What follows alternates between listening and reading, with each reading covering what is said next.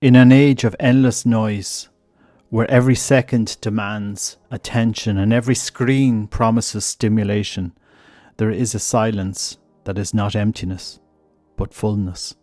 A silence that doesn't remain silent, but speaks. It speaks from the depths of the soul, where healthy souls still beat under the weight of the world. Amid the modern chaos of anxiety, distraction, loneliness disguised as connection, a forgotten question arises: how to form the soul, not to educate, nor to distract, nor to entertain, to form, as one forms a temple, a root, a flame that never goes out. And in this spiritual desert, a voice emerges from the past with supernatural clarity, that of Father Antonio Royo Marin. He was not a famous preacher nor a religious politician. He was a Dominican friar who lived more than 90 years in seclusion, silently writing books that transformed the lives of millions without his name becoming widely known. Today his words resonate as an antidote to the poison of our time, the cult of the instant, the impulse, the shout. He didn't offer entertainment. He provided an interior, profound, eternal formation. Father Antonio Royo Marin was born in 1913 into a world that was already beginning to accelerate. But he chose the opposite path, that of stillness. He entered the Dominican order of preachers at a young age, not out of tradition, but out of a conviction that truth is not found in noise, but in contemplation.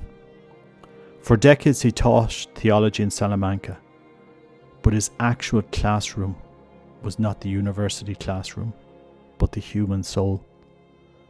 And his great work, Theology of Christian Perfection, is not a cold treatise, but a living map for those who seek something real.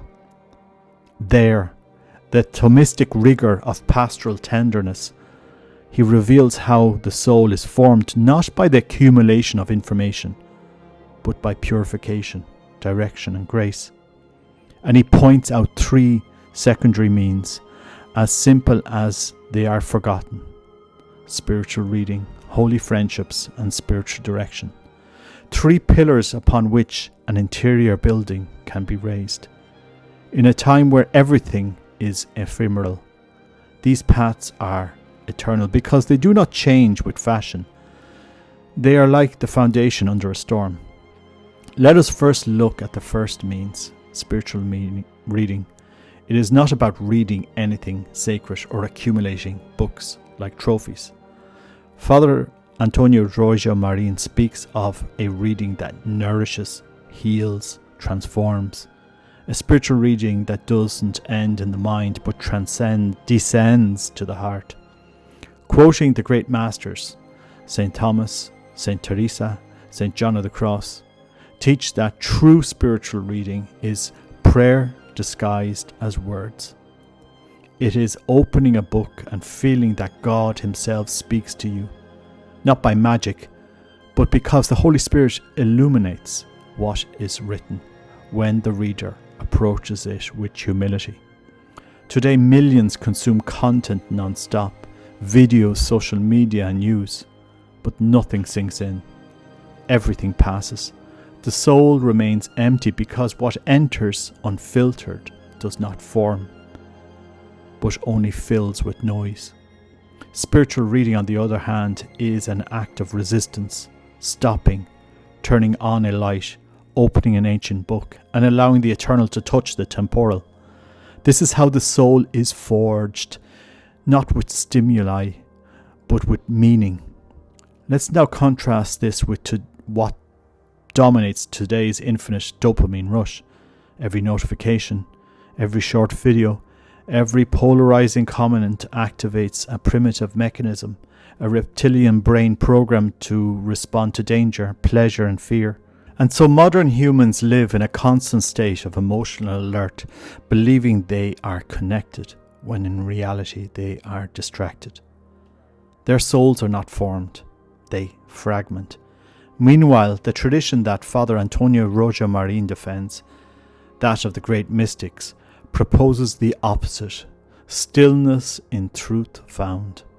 As St. John of the Cross said, contemplation is a simple, free, penetrating and certain vision of God or of divine things that comes from love and tends towards love. It is not an escape from the world.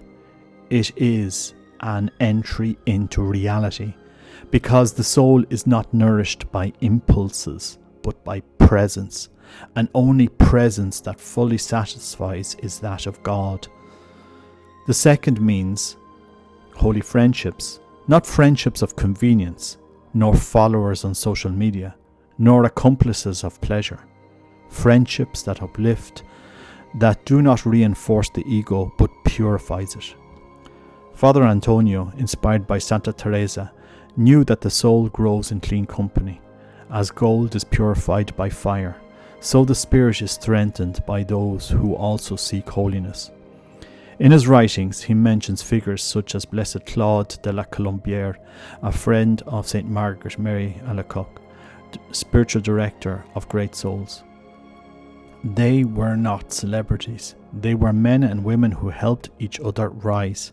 Today, many have thousands of digital friends, but no one with whom they can talk about their souls. No one who speaks the truth with charity. Holy friendships are not popular, they are rare, but they are necessary because the soul cannot form itself. It needs mirrors, and these mirrors must reflect not the self, but the eternal. And the third means, spiritual direction, perhaps the most forgotten, the most feared, the most necessary. Father Antonio Royo Marin does not present it as an obligation, but as an act of wisdom. To direct is to recognize the good intentions are not enough. Guidance is needed. As a navigator in the night needs a star, the soul needs a director, someone trained, prudent and full of spirit. Not a guru, not a psychologist, not an influencer. A spiritual father, someone who knows the inner paths, who has traversed the dark night, who can discern between what is of God and what is an illusion. In a world that preaches absolute autonomy, this idea sounds antiquated, but it is revolutionary, because the true freedom is not doing what I want, but becoming who I should be. And this requires help. Spiritual direction does not nullify freedom, it perfects it. Just as an architect does not destroy stone, but frees it from its chaos. These three means, reading, friendship and direction, are not options. They are stepping stones, and together they form a path that spans centuries. From Desert Fathers to the Spanish mystics, there has always been a method for forming the soul, moving away from noise and closer to the truth. Father Antonio Royo Marin didn't invent anything. He only remembered. With patience of a teacher, he showed that holiness is not a magical leap, but an organic process, like the growth of a tree. First the roots, reading, then the trunk, friendship, then the branches, direction, and finally the flower, union with God. None of this is quick, none of this is easy, but it is all possible because the soul is not dead. It is asleep and needs to be awakened, not with shouts, but with a clear, deep voice that says, "Awaken my soul." You can still love, and you can still be holy. Let's consider the contrast. Today the modern soul is bombarded with stimuli designed to create addiction. Bright colours, high pitches, dramatic stories. Every content is a soft drug, constantly administered, that keeps man in a state of superficial excitement. But this excitement is not life. It is exhaustion disguised as energy. Meanwhile, the spiritual direction, the one Father Antonio Marin defended, invites the opposite. Rest, silence, slowness, not as boredom, but as a condition for listening.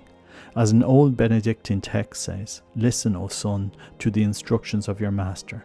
Listen, do not react, do not opinion. Listen, and in that listening, let the truth penetrate. Because the soul is not formed with speed, but with depth, not with quantity, but with quality, not with distraction, but with full attention. And full attention only exists when the body is still, the heart is open, and the mind is willing. This process is not individualistic, it is ecclesial. Father Antonio Royo Marin never speaks of the self as the centre. He always speaks of the soul embedded within a larger body, the Church. He references Saint Teresa, Saint John of the Cross, Saint Thomas, are not academic quotations, but rather spiritual blood ties, because the soul is not formed in isolation but in communion. The books he recommends are not products but witnesses. Each author cited is an older brother on the path, and when we read one of them, we are not alone. We are accompanied by generations of seekers who have already gone through the same night. This is the beauty of tradition, true tradition. It is not a museum, it is a living current.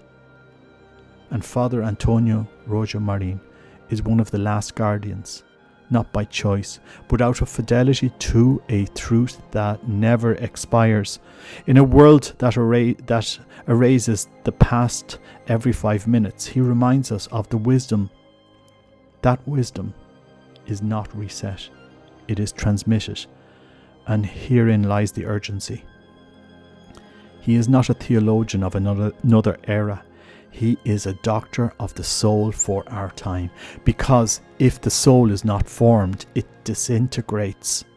And when souls disintegrate, societies fracture.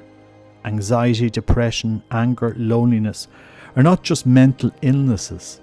They are symptoms of a soul without formation, without roots, without direction. Father Antonio Royo Marin does not offer temporary therapies. He offers a complete system of interior life based on grace, moved by the gifts of the Holy Spirit, guided by charity. And in this system, holiness is not a luxury for the few. It is the normal destiny of the Christian, not as moral perfection, but as spiritual maturity, like the fruit that falls when it is ripe. And this fruit is not forced, it is nurtured, it is watered, it's hoped for. And this is how the soul is formed, with patience, with faith, with dedication. There's a moment in the life of Saint Teresa that illustrates all this. She writes, "There are many souls who are on the castle patrol, who care less about entering, nor do they know what is in the precious palace, the inner castle, the mansions, the centre where God dwells. Many live on the periphery of themselves, surrounded by noise, unaware that deep within a light shines." Father Antonio Royo Marin was a cartographer of that castle. He did not invent the map, he re-established it with precision, with humility, with love, and pointed out the access points, the prayer, the reading, the friendship, the direction.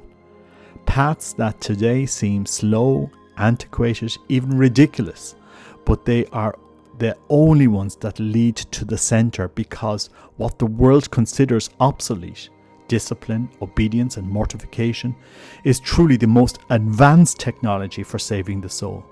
Invisible, silent, effective technology. It's not about escaping the world, it's about entering reality.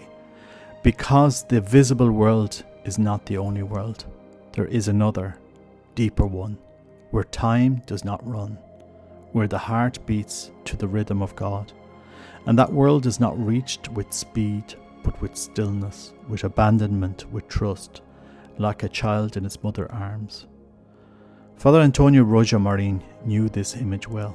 He spoke of the spirit of spiritual childhood, not as naivete, but as a total dependence. And in that dependence, he found true wisdom, because those who do not need to control everything can rest, and in that rest God acts.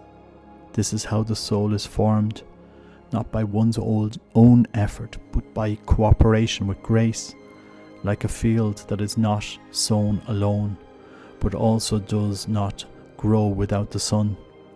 The formation of the soul is art and gift, work and mystery, and in this balance lies the wisdom that the world has lost. In 1967, in the archives of the convent of St. Domingo de Silos, a young novice found an unlabelled folder. Inside were 3 handwritten manuscripts with neat handwriting and faded ink. The first, a letter addressed to the prior signed with the initials A or M. The second, an unpublished commentary on the gifts of the Holy Spirit based on little-known Hebrew and Greek texts. The third is a personal diary with weekly entries between 1958 and 1973. The most surprising thing wasn't the content, but a sentence underlined in red ink. The true crisis will not be one of faith, but of formation. When shepherds don't form souls, wolves will silently devour them. No one knows how it got there or who left it. But in 1982 the archive was sealed, and since then no researcher has been able to access it until now. A Dominican monk, on condition of anonymity, gave partial copies to a Spanish historian, and in them Father Antonio Royo Marin writes something that will shake your soul. Times will come when prayer will be replaced by anxiety, direction by self-knowledge, friendship by entertainment, and then the soul will lose its form. In the next episode, the Forgotten Voice will reveal complete passages of this learned diary for the first time. What else did he predict? Why was he buried for decades? This is a translation taken from the Forgotten Voice channel that may help people on their journey to union with God. And I do encourage people to read the writings of Father Antonio Royo Marin.